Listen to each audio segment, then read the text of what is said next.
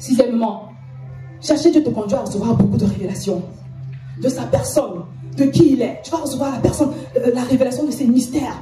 Tu vas recevoir la révélation de ton appel. Il y a des gens qui me disent que oui, j'arrive pas à entrer dans mon appel parce que je ne sais pas. Tu ne sais pas parce que tu ne marches pas vraiment avec Dieu. Parce que je te promets que quand tu es dans un cœur à cœur avec Dieu, dans une relation comme il faut avec Dieu, ah, mon frère, ma soeur, que tu le veux ou non, il va t'illuminer. Parce que la vérité, c'est quoi? Le ministère, c'est quoi? C'est le débordement de Dieu, de ta relation avec Dieu. Vous allez le voir quand je vais vous partager rapidement mon témoignage.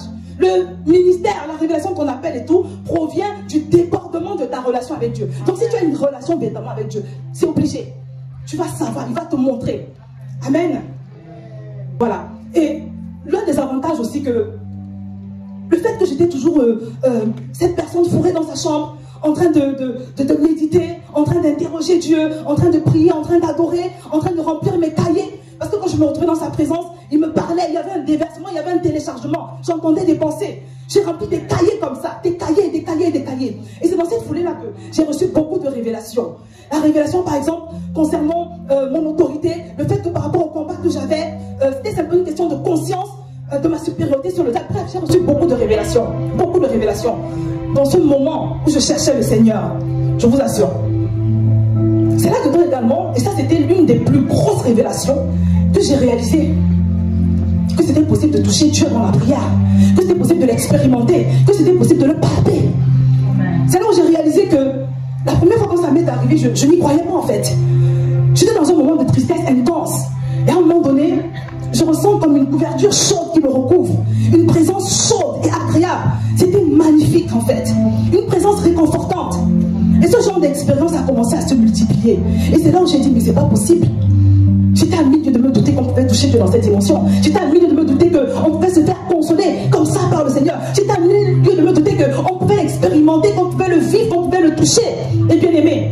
Et c'est quelque chose qui m'a révolutionné. Parce que dès lors que j'ai compris cela, parce que c'était une épreuve vraiment assez difficile. Et les seuls moments de consolation que j'avais, c'est quand je me retrouvais dans sa présence. Parce que je sais qu'à ce moment-là, j'allais avoir droit à la couverture chaude, au réconfort surnaturel divin. Donc c'était mes seuls moments de consolation.